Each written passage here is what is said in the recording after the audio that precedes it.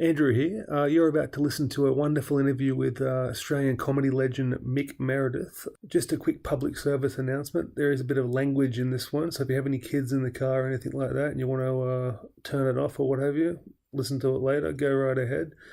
I can't recommend enough going to see Mick Meredith live. He's just a legendary performer, hilarious man, funny boned, football fan from way back, as you'll hear in this interview. He's going to be performing on the 21st of April at Riverside Theatre, Parramatta, and doing an Anzac Day breakfast at Riverston RSL. So if you're around those areas on those dates, please go and see him and enjoy the interview.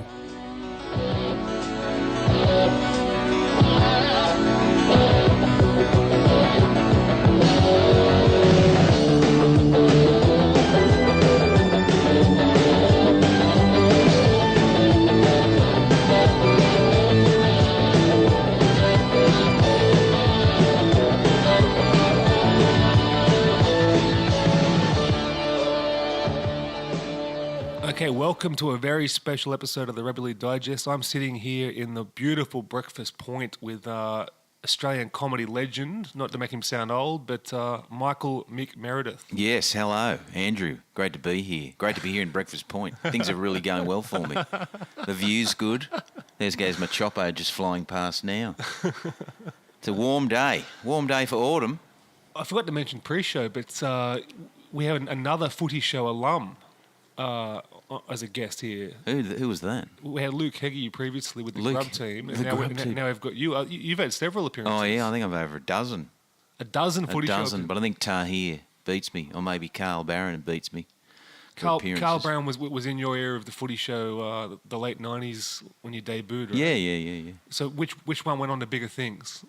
Well, who's heard of Barron these days? What's Barron done lately? Putting in fence posts somewhere. Yeah, he's a roof tiler. He's gone back to roof tiling, I heard. Big shout out to Carl.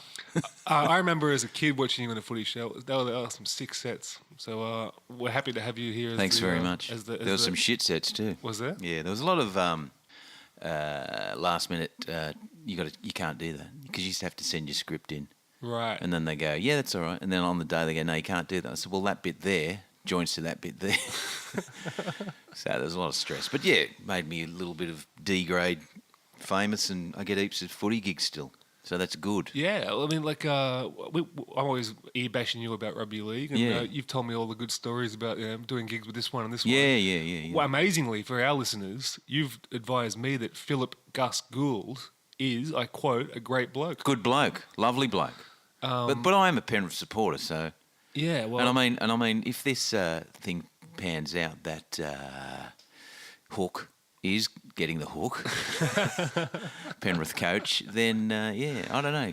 The 5-year plan's turned into a 10-year plan. Well, it's almost state government-esque, that plan, but that's it. But put in a tramway up at Penrith Stadium. He might replace Anthony Griffin with light rail.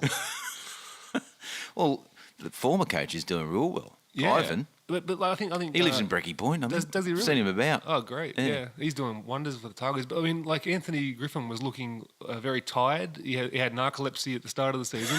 Now he's looking like a truckie on a pseudoephedrine bender. Mate, he's killing it. Good start of the season for the Panthers, the Pennies. Yeah, I know. So you're a Penrith boy, right? No, I'm a Bankstown boy actually, born in Bankstown. So my team should have been the Berries originally. Yeah, right. Yeah. Do you want to talk about my early going to I want to talk football? about your exposure to the game, which era you started watching in. Yeah, it was the 70s, late 70s. No, it was the early 70s actually. Yeah, 73. I started watching footy at 8, and my dad begrudgingly took me to Belmore Oval every now and again. And who's your old man support? He was a St George supporter because everyone did support St George in that era because they never lost. Yeah, right. Yeah, but he's not really a supporter. But if you asked him who you supported as a kid, he'd say St George because, everyone did. Well, St George or South or Balmain. Plenty of St George players in our Hardman squad as well. But so your first game, you would have seen the 73 grand final then when you were 8, the violent grand final, Manly versus Cronulla. No, it was 72. Was it? Yeah. Okay. Oh, was it 73? I don't know, we're around then. I think it was 72. 73 was Canterbury Roosters, was it? Maybe. Right. Maybe. So, but that was a violent grand final, yeah.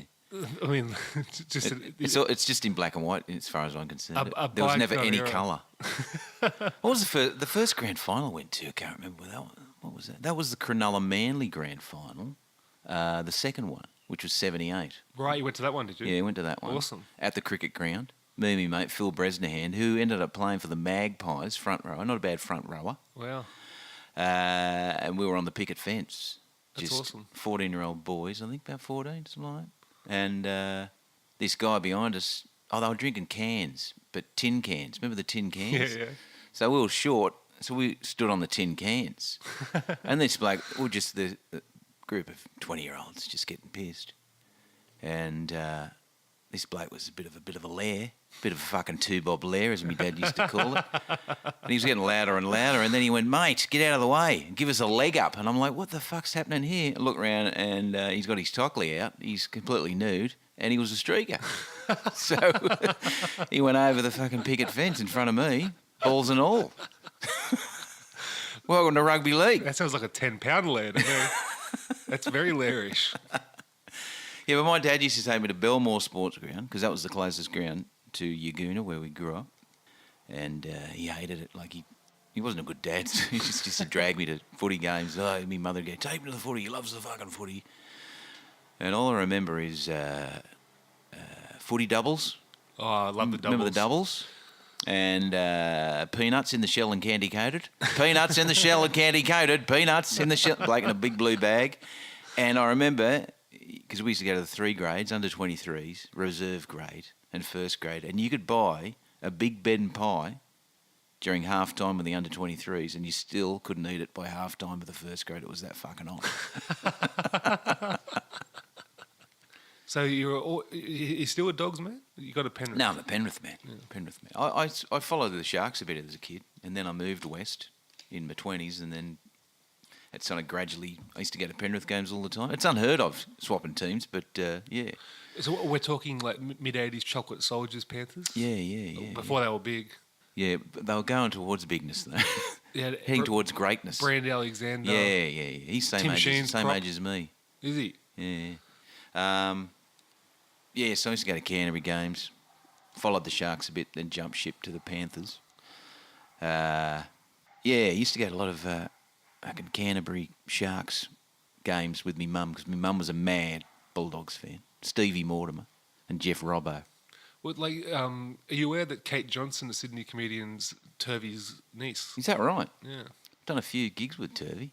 Good bloke, and Kate's a very funny comic too. Oh, I haven't seen her act. I know who you mean though. Yeah. All right, that's interesting because he's not big on comedy. He could have made the tough man team. You know, I mean, he deserves an honourable mention. Great cover defender. Yeah, and very small man. Yeah. Slight. And we'll see in this discussion that there's a lot of very small guys. Yeah, I've gone punching for above their weight. Some little blokes because I'm calling them toughness. What we're going to do here is we're going to do a Dally M style reveal, position by position. How exciting! A lot of us match up here, which is unsurprising because there's a lot of legendary players there. But we need to discuss the input from Michael Adams, the co-host of this very podcast. He's a history buff. He's given us some great material from the olden days, some great quotes. But he wanted to discuss what makes a hard man. I mean, you got I suppose heart. You got the small players playing above their weight. Yeah. You know, your Preston Campbells, your Steve Folkeses. Is it the violence? Is it the intimidation? Well, I got a few violent ones in there. Yeah. That was my era when I used to go to I probably went to a game a week in those days, even, and maybe midweek, the Amco Cup. Oh, how good is that? Or the Panasonic Cup. Panasonic Cup was awesome. 80 minutes. Well, everyone played 80 minutes back then. So, I mean, as far as legal play, illegal play, we got Les Boyd makes some mention. Yeah. It's hard to quantify, really. I mean, Tom Aridonicus was both. He was a tough player and a violent man. Any bloke that didn't have teeth, I've got in my team. There's a few long send-offs in my team. Big, powerful blokes. Little blokes. I don't know. A hard man. These are the hard men of comedy. There's not one hard man in comedy. There's a few hard women. Bev Killick. Bev Killick. Julia Wilson's is a tough there you go. lady. Yeah.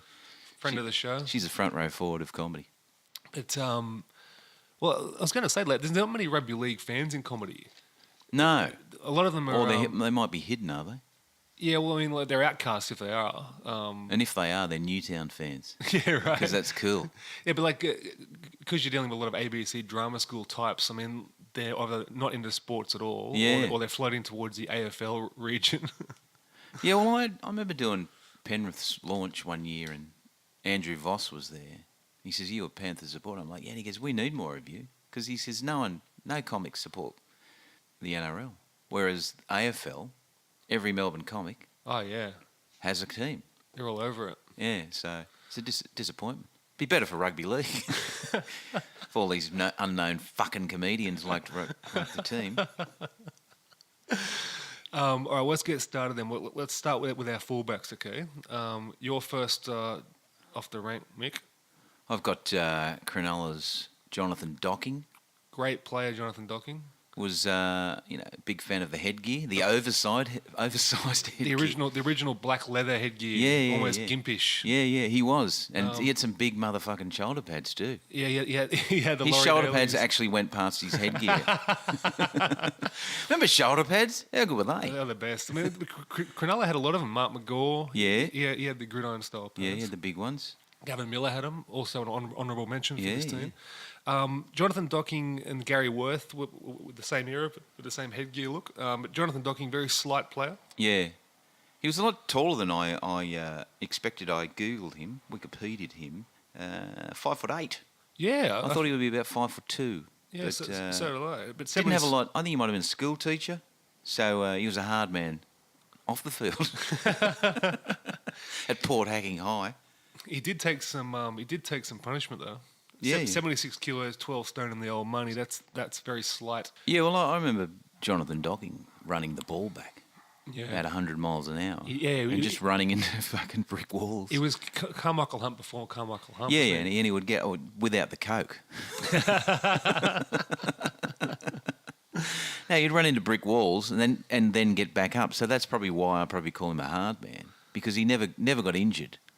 And maybe my memory's shit, but I don't remember him staying down hurt. But that was a tough side, that Cronulla side. Yeah. In that era. A lot of the Cronulla sides were tough sides, actually. That was a weird... It's funny because they're surfers, but fucking... Not that surfers aren't tough, but they were tough sides, weren't they? He probably should have got more representative, I feel.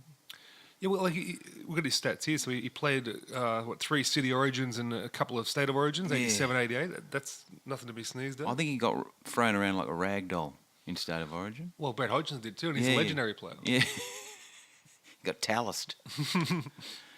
My fullback, I've gone for the little master and immortal Clive Churchill with the input of Michael Adams. Another guy that played well above his weight and was targeted as, a strike weapon always. The little master. 37 tests for Australia, 27 for New South Wales. Part of that legendary South Sydney team in the 40s and 50s.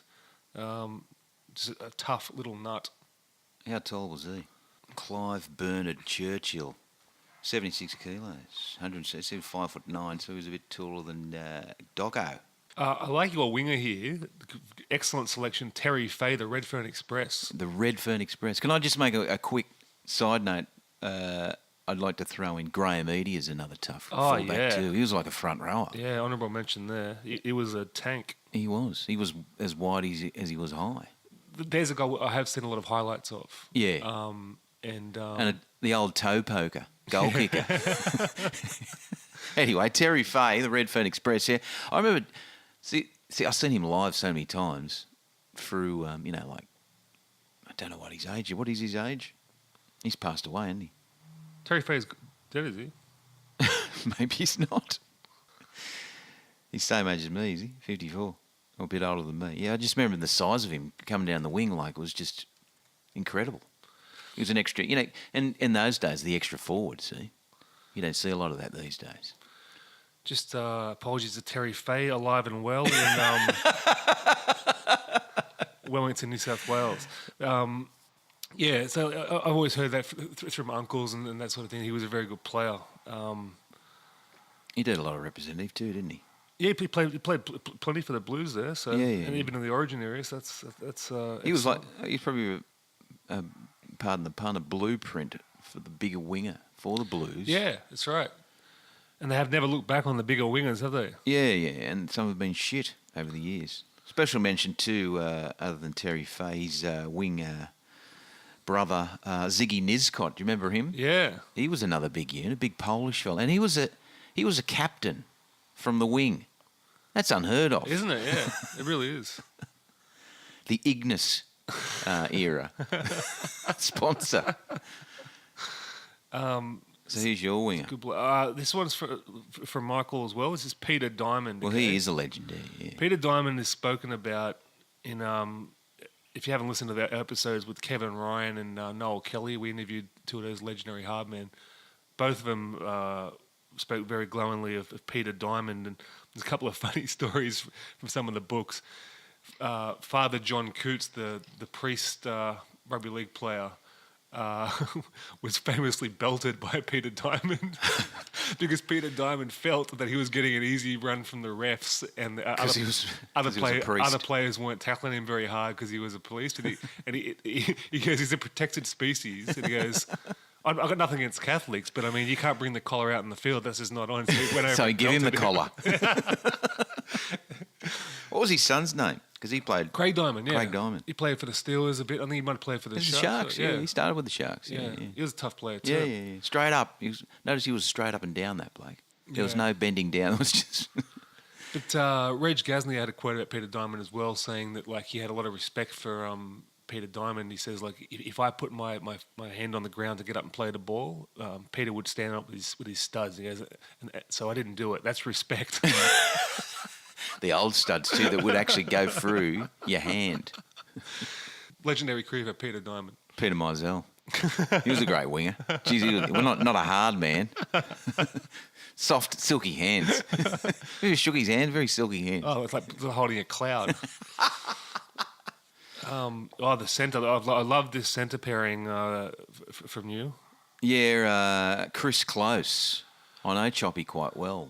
Good bloke, apparently. Not a bad bloke, yeah. Yeah. I remember him as a prop at the end of his career. Oh, right, yeah. That was my era. Yeah, so yeah. He used to be like a 110 kilo prop for the Gold Coast. And then I found out he was a swashbuckling centre. And he played a bit of wing too. Yeah. Played a bit of wing. Some of those highlights from the Origin era. The highlight I remember, I think was Growth tackled him 10 out under the sticks, and he reversed, punched Growth off him so he could get up and play the ball, and just He belted him off him. nearly took Growth's. I was trying to find the footage actually. Yeah. It's good footage. He's just smacking the shit out of Growth, who wasn't hanging on that hard actually. But I also remember just how he charged into the line. Like Yeah, he had some pace. Yeah. And some short shorts. So you could really see if he was a hard man or not. Them little maroon shorts. It's something about like those robust physiques, Graham Eady and him. Yeah. And it's just like, just bumping guys off. They were tough guys. See, if he came out with that physique now, they'd put him straight in the second row. He just wouldn't last in the centres. No, absolutely. But I like that, having a big centre. Yeah, me too. Because, see, when I started playing footy in the 70s, that was the glamour position. The centre, yeah. It's not the halfback, it was the centre. Because you had your Gasniers. You had the Prince of Centres, Steve Rogers. Yeah, absolutely. Cronin. But then 5/8 was a glamour position after that. Yeah. Like Bomb appeared. If you're a local league like player in like Newcastle and you're the 5/8, like you're getting all the best routes. Is that right? Yeah. And occasionally the lock would like clean up as well. The prop didn't get none, is he? No, absolutely not. The second row is fucking... don't even go to the pub, mate. Who's your number 3? I've got one for our English listeners here. Vince Corellius. Yeah. Legendary. Legendary. Known as like, the one guy that took it to the Aussies on a regular occasion. Rex Mossop rated him the hardest player he ever played against. Right. The other hardest man Rex ever played against was that the fucking nudist guy that he... Did you hear about that? What was that? There was a nudist. Rex lived near the beach, and a nudist was trying to turn... Guy walking down the beach nude, and he fucking tackled him. That's a legend, man. Google that. That does not surprise me with Rex. Rex. So, it was on the news. Rex is an honourable mention himself. A guy never afraid to throw a few straight rights to sort people out. But Vince Corellius was known as. There's a quote when he's touring Australia from an Australian journalist that they quoted him as long-jawed Vince Corellius, the wild bull of the Pampas, is a dedicated wrecker of Australian forward. So the wild bull of Pampas was his moniker from there on in. Legendary halfback in St Helens teammate of his, Alex Murphy. Yeah. He had a quote saying, he was my loose forward, i.e. lock, and he was unbelievable to have on your side. If he said it was Christmas, you took his word for it, whatever time of year it was. Classic. So, yeah, I mean, we didn't get to see much of him, but the highlights I've seen, he's a man not to be trifled with. Yeah, I've always heard, I think my old man, he talked very highly of Vince Corellius. We've both got the same centre here. I'd like to special mention too for Noel Cleal. As a centre. Well, he started as a centre. Did he really? Yeah, he started as a centre. Rampaging back row. Yeah, he's one of the greats, from Warrialda. Was he the prototype edge forward in today's parlance? Yeah, I think so. Like imagine that centre pairing, Close and Cleal. Two blokes who probably should have been in the front row. Well, he looks like he should be robbing a stagecoach. Yeah. But I mean, he used to run so wide he was outside the winger. Yeah, he was a tough guy. Yeah, he was. And he shit a brother Les Cleal. Oh, he had a brother, did he? I didn't know that. You don't know anything. No. Rugby League Digest. I might have to take over this podcast. I'm a younger man. Yeah, he used to gut a pig just before he went on the field. My other centre, another one that ended up because I was looking for tough centres, but I found Ruben Wiki. And we both picked him. Yeah. He was also a winger too. I think Ruben started first as a winger on the centre. wing. Yeah. Canberra. I'm a Canberra fan. Yeah, okay. I loved him when he first came out. I was like, this guy's massive. Mate, he's hard, mate. He's hard. But the way he hit, they stayed hit, Yeah. and no one wanted to run near him. And you know who's a little bit tougher than Ruben Wiki? Yeah. His wife. Because I did the Canberra Raiders presentation many years ago, and I was given free rein to put shit on all the players, and they wouldn't get the shits. So I did all these jokes about the players, and I got to him, and she just got up and she says, "You're not half the man Ruben is." And I'm like, fuck. Like, just give it to me. Not a quarter of the man. To the size of me. And he was sliding down the chair going, "Shut up. Stop it." But what about, he goes from the centres to second row to prop, ends up a prop at the Warriors. One of the best props New Zealand's ever seen. Ever. Yeah. Played all those test matches. What did he have? He had 55 test matches for New Zealand. But I go back to that hit on Adrian Lamb. Remember the hit? Adrian Lamb gets a hospital pass. He's not really looking. Oh, yeah. He laid him out so hard he bounced back up. It's probably in the top 3 hits of all time for mine. So who were the actual centres that stayed centres that were hard men then? Corellius, that was it. He went second row as well. Yeah, that's what I thought. Yeah. So we couldn't find an actual centre that stayed at centre. Well, I think we're always going to be skewed towards forwards in the Hardman 17. What about Cronin, who played with one eye? That's pretty hard. Yeah, he shouldn't have come back after that. Yeah, and he also... was it detached retina or something? Yeah, but he also took a lot of punishment too. Yeah. Yeah, good centre. Honourable mention. Honourable mention. Out to the wing now. The Guru. I didn't know him as a tough man. I knew him as a swashbuckling, No, robust... he was a hard man. Yeah. I assume you mean senior. Senior, yeah. Mate, he could have been anything junior. Yeah. He's like Guy. That Guy probably missed his good years, you know. Didn't really want to play, wanted to be a rock star. Yeah. Not Mark Guy. Well, I deliberated on MG myself. I thought that. He was an intimidating wild man in the era where you could still fight. Yeah. And, I mean, never took a backward step, except to Phil Gould in the dressing room blow-up of circa 91. Right. But Eric Groth, is a great player, obviously. You got any memories of him? Just fucking another extra forward. That's probably why I put him in my hard man team. Special mention to Three Knees Michael Hancock. He was another hard man. Wasn't he? He was rough. Yeah. Fuck, he was rough to you. Fucking want to let go after you tackle him. Yeah, just all elbows and joints. And here's another one, from youthful days. Rick Burke. Remember Rick Burke? I don't. Who did he from play for? the 70s. Very handsome, blonde-haired gentleman on the wing for the Sharks. And I remember sitting at Endeavour Field, now known as, is it Ramondis? Shark Park. Yeah. Endeavour Field, and this fucking young bloke next to me, and I was a kid, and Rick Burke was lying waiting for the ball to be kicked. And this bloke was just going, Burke's a jerk. Burke's a jerk. 70, quality 70s fucking heckling, Burke's a jerk. Burke's just relentless. Burke's a jerk. And then Rick Burke just turned, and I'm like, oh, what's going to happen here? And he just stared at him. And the bloke stopped, and I'm like, yeah, you showed him. And the bloke just looked at me and looked back at Rick Burke and went, Burke's a jerk. 80 minutes of Burke's a jerk. So he's an honorary hard man. Because he was too pretty. The worst heckler of all time. Yeah, fuck. How did he come back from that? My winger is your 5'8". It's such yeah. a multi-positional utility player, the great Preston Campbell. Well, I used to do trivia at Emu Plains, Donohue's pub, and Preston Campbell was sitting on a stool there, and I walked in, and all the rest of the Panthers players were there, and I went, oh, the fucking team's here. And then I looked over and seen Preston, but didn't realise it was Preston. I thought it was someone's kid. He was that small. Well, we've got the stats here. 73 kilos, 5'6". You're playing against guys in that era who are up to 120 kilos. Mate. The heart this guy had. Incredible. And not to mention his career, the Indigenous All-Stars concept is his brainchild. Oh, was that right? Put the Titans on the map as well. Real leader up there. Played multiple positions. Played hooker, for God's sakes. Yeah. He was another headgear wearer, wasn't he? Yeah. Well, you'd have to. That size. Did he wear shoulder pads? I don't think so.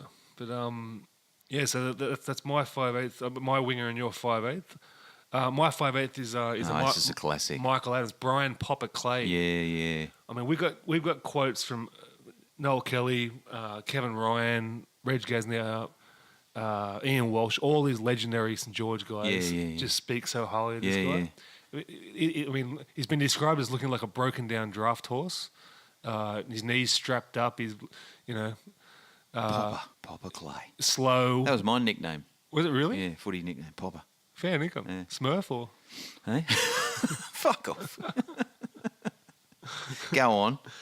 Yeah, so I mean, like, there's too many quotes to mention about Popper Clay, but like, I mean, Rex Mossop even says, if he was on one side, I'd be running on the other side of the field because he just made my life difficult, I just remember seeing black and white photos. They were always him tackling. Yeah. Just turning blokes inside out and upside down. Yeah. So I never seen him play live. But, very similar physique to Noel Kelly, that stocky. Oh, right. Yeah. Just a thick man. He looked a bit like Barry Panda Andrews. Remember he played for the Sharks too. Similar. He was a 5'8".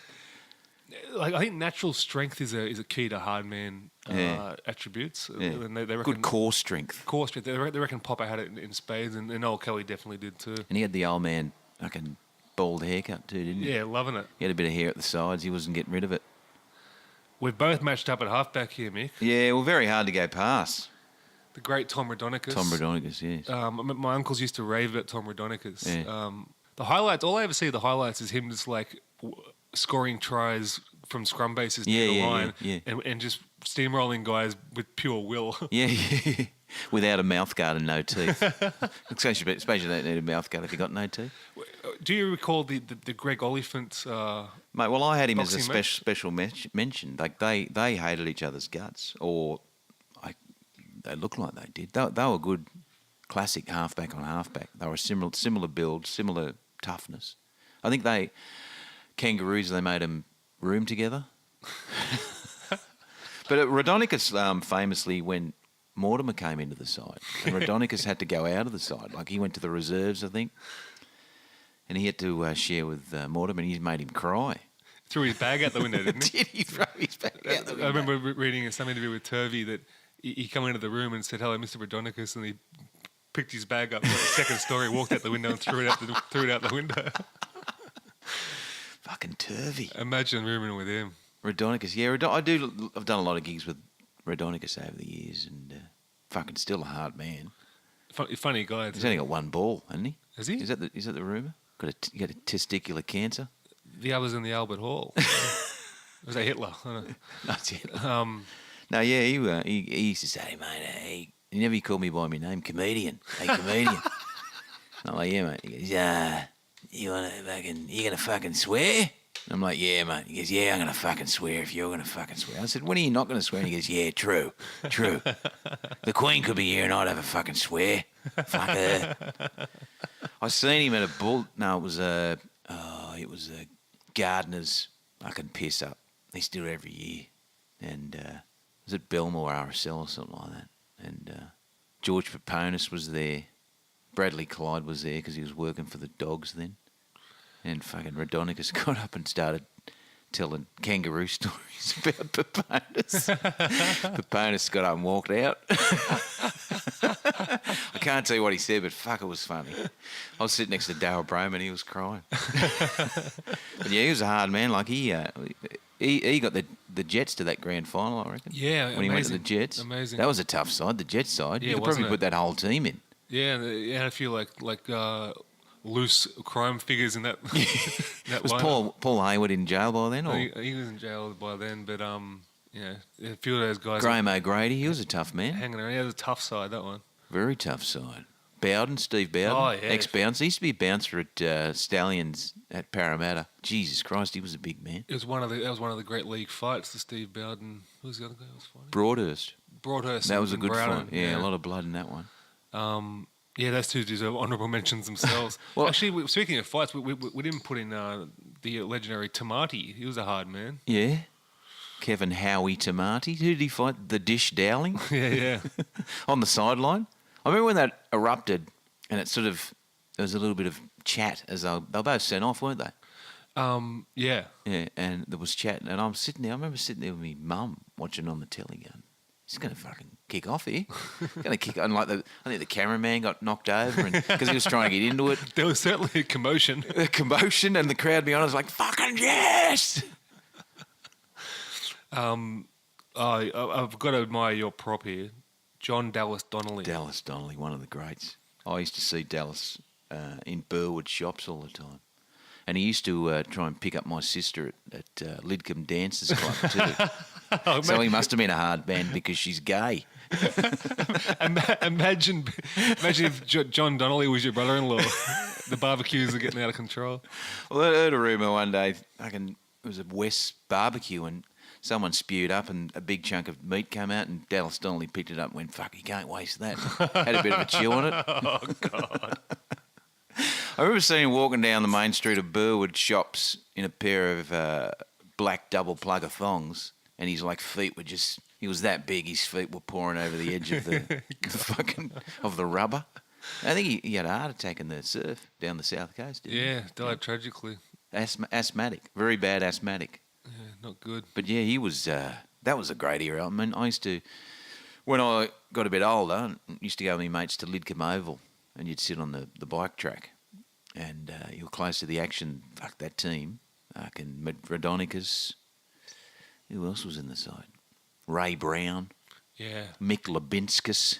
Yeah. Look at you looking like, who the fuck are these people? I'm hearing his name. Donny Mosley. Yeah, that was a real Westie team. Yeah, real fights, fights that would spill into the bike track. I think Donnelly famously kicked a field goal when there was no need to kick a fucking field goal because he wanted to kick a field goal at Lidcombe Oval. My prop is the legendary Kevin Candos Ryan. As I said, if you haven't heard an interview with him, go back to the archives and listen to that. Legendary figure.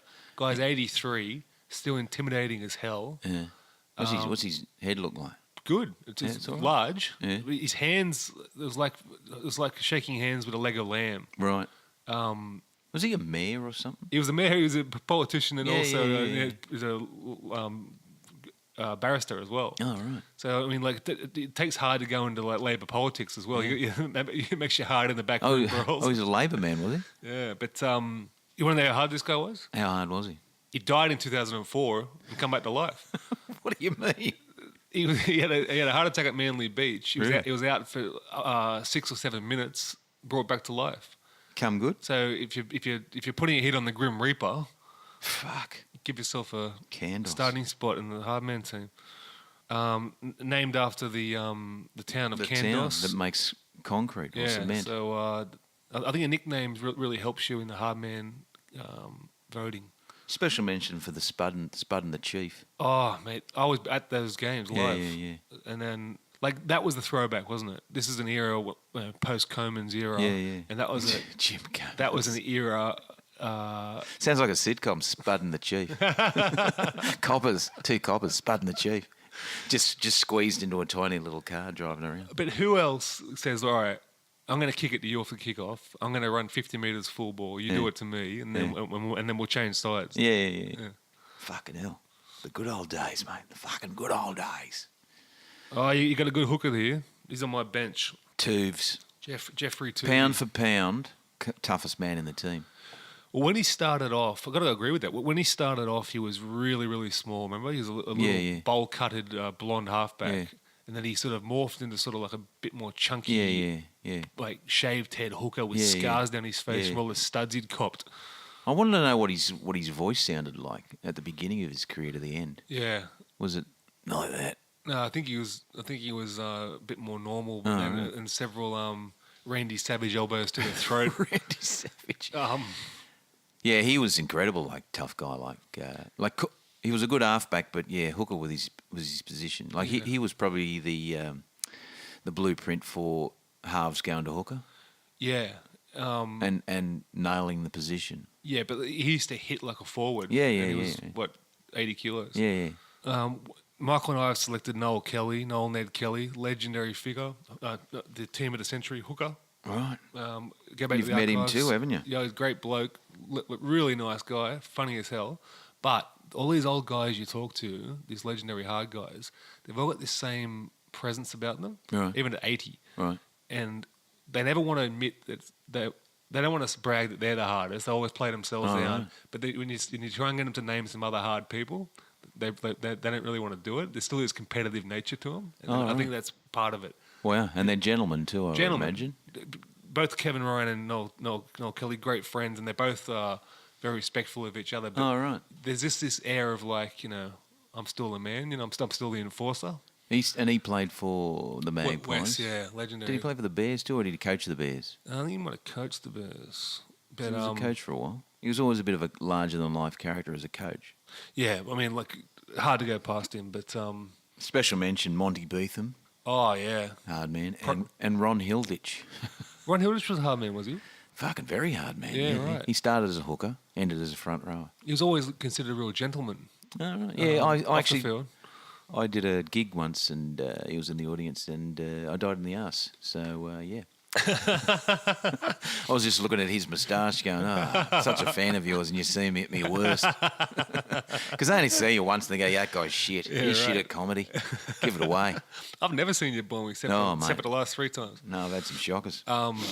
What about our props here? Like, I've got him on the bench. You've got him at starting prop. Ian Roberts. And captain. You've got him as captain. A gay footballer, a gay front rower. Yep. A tough man. Could throw him too. Absolutely could throw him. Yeah. I forgot to mention Noel Kelly was my captain. Sorry. Oh, right, yeah. But why is he your captain? Just because of his team of the century hooker and had so many tough hookers. He wasn't a big man. He had the Brian Clay build, and everybody to a man just says he was the enforcer. Yeah, Ian Roberts, like a gay man, openly gay man too. Towards the end of his career, that is extra toughness. Yeah. In that he sport. would have been. Jeez, he would have copped some heckling. Absolutely. I mean, that was when homophobia was a fun pastime. It was a sport. Yeah, but I remember so many fights in Origin where he was just laying guys out. Yeah. Everyone remembers the.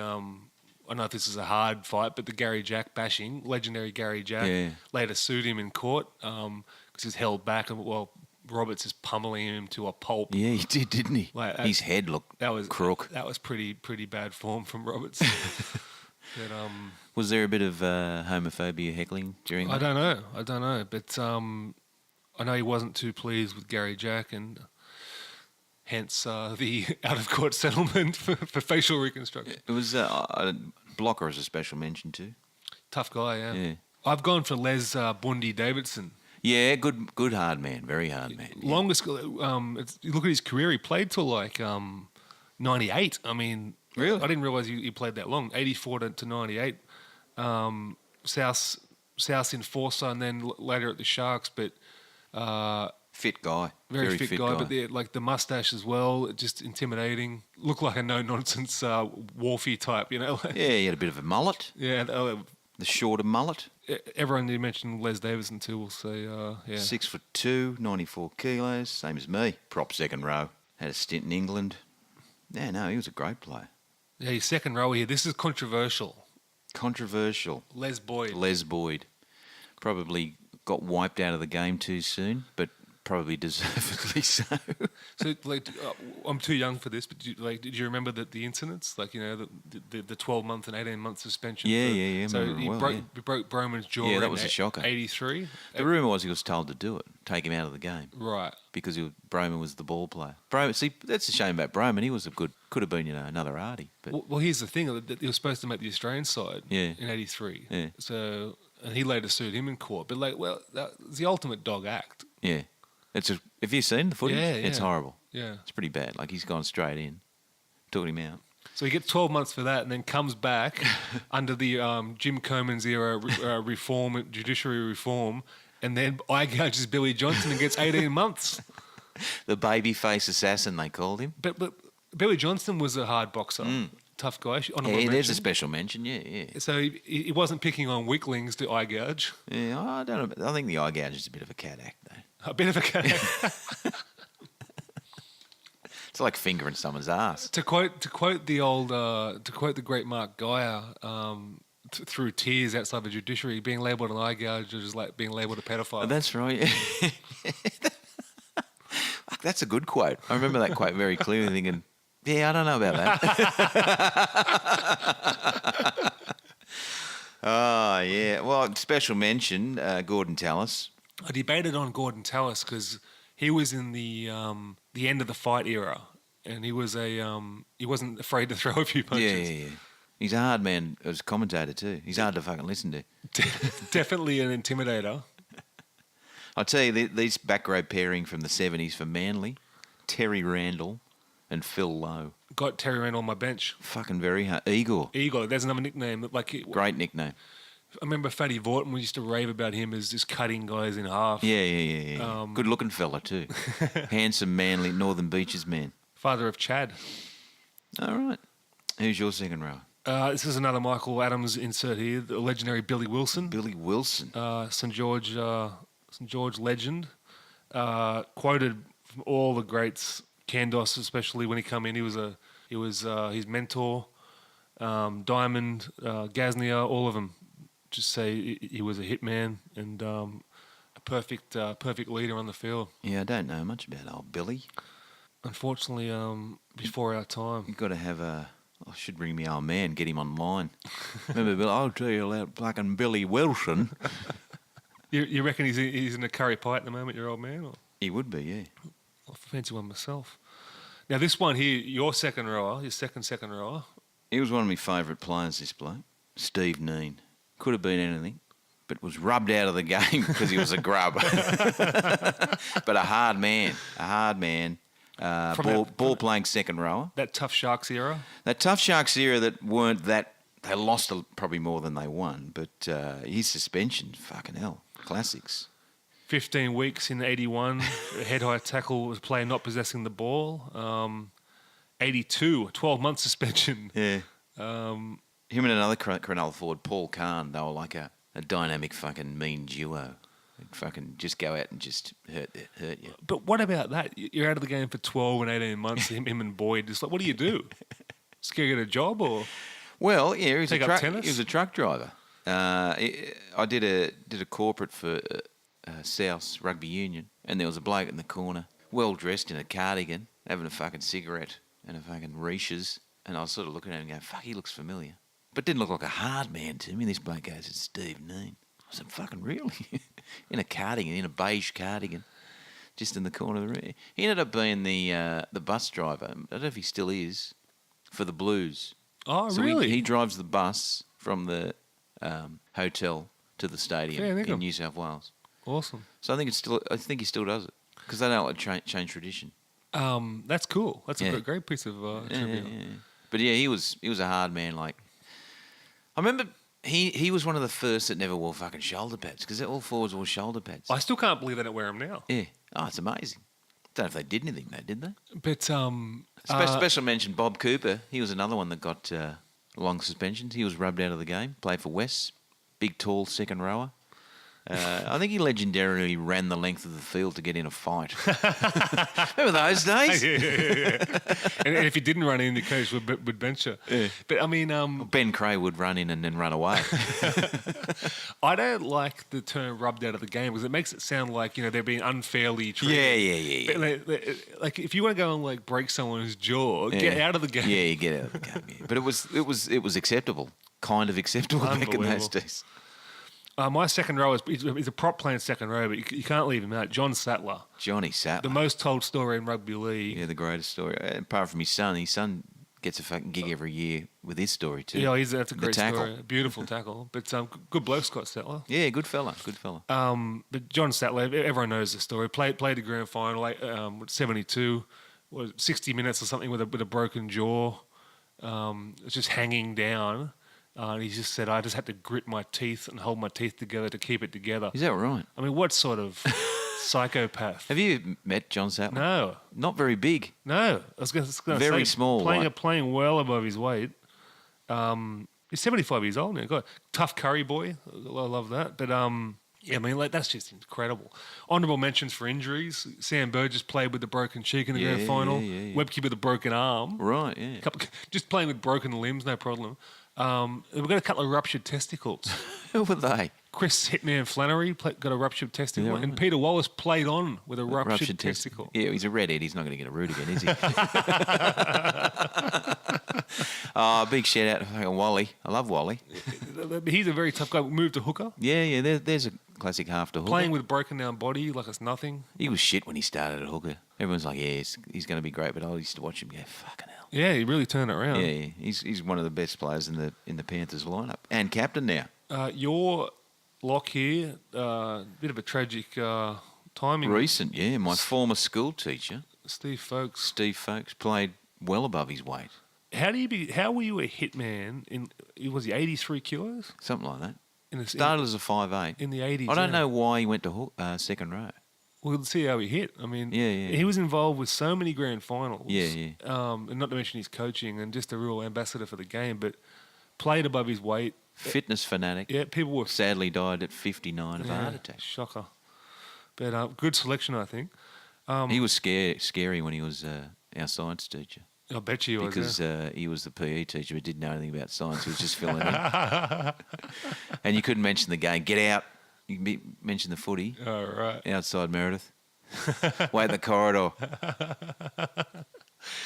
My luck, I picked a lot for his facial scars. Kevin Campion. Kevin Campion. Real tough guy. Every time he went to, he was an enforcer at Broncos, Warriors. Yeah. Started off at the Chargers, for Christ's sakes. But St George, Adelaide Rams, he had a stint at. Jesus. But yeah, he could hit him hard and never back down from a fight. Spilt more claret than Brian McGuigan. Yeah, he had a head on him, didn't he? Yeah. What's he doing with himself? Great now? player. I don't know, but I wouldn't want to be messing with him. Fucking yoga teacher. Special mention to Mal Reilly.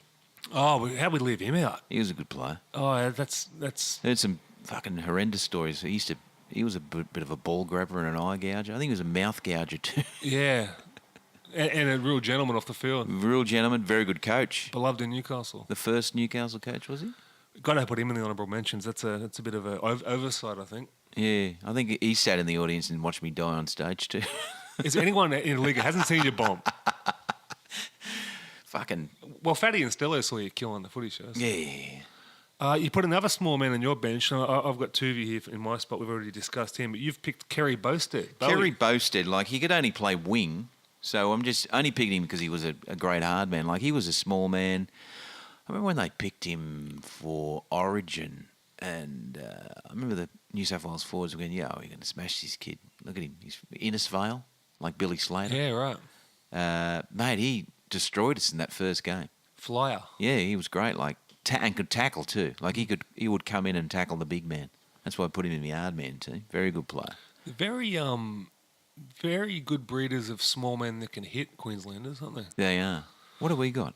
We've got Campbell. We've got Tuvey.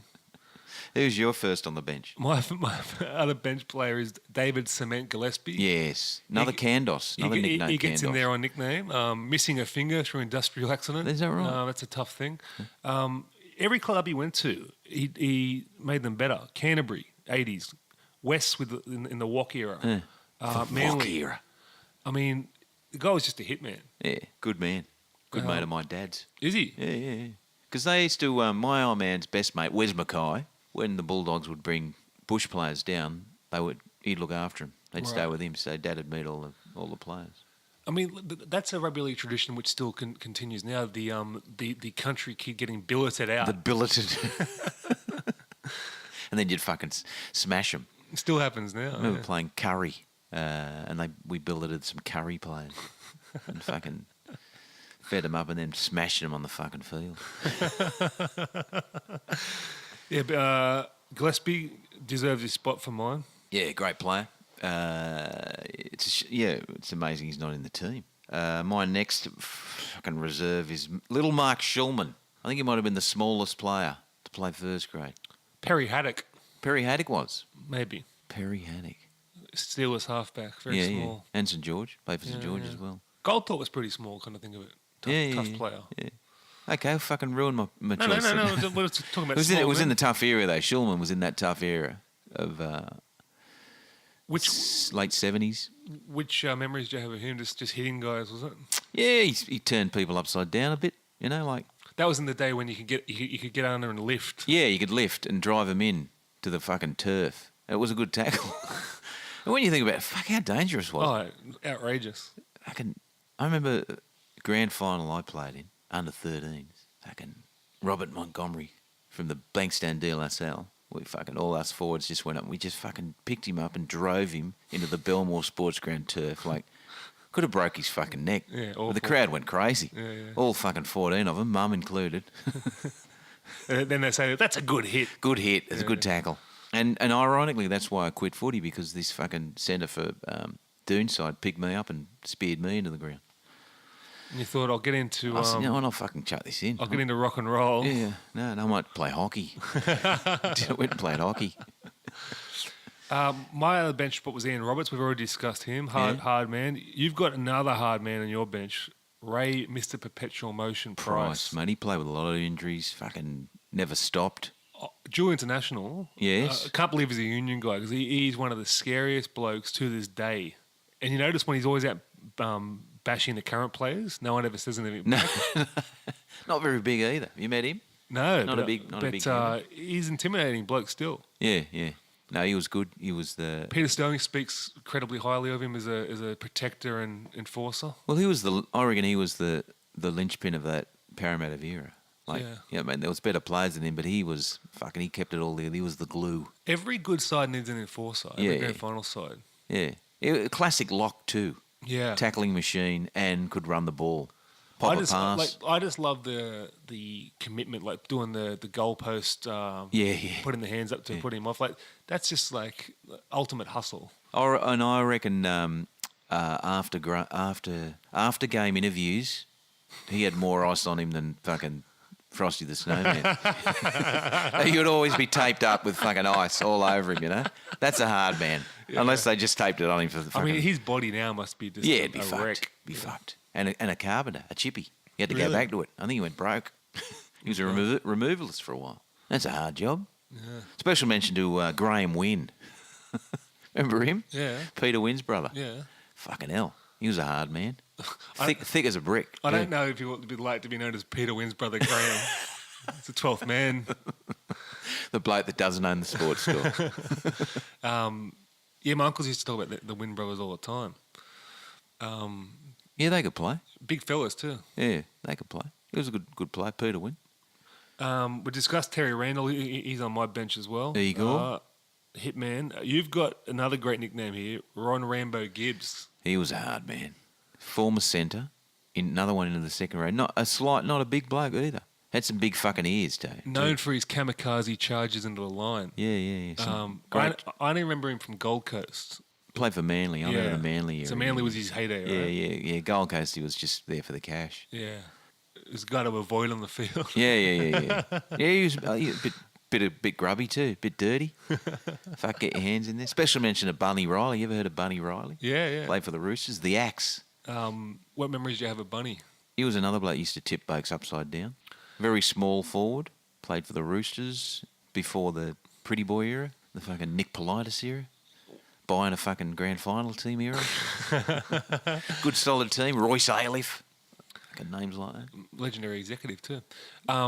We got to mention honorable mention nicknames as well. Frank Bumper Farrell. Oh yeah, he was one of the greats. The hard ass copper. He was a copper too. Yeah, he was the one that used to put, or was that Frank Farrington?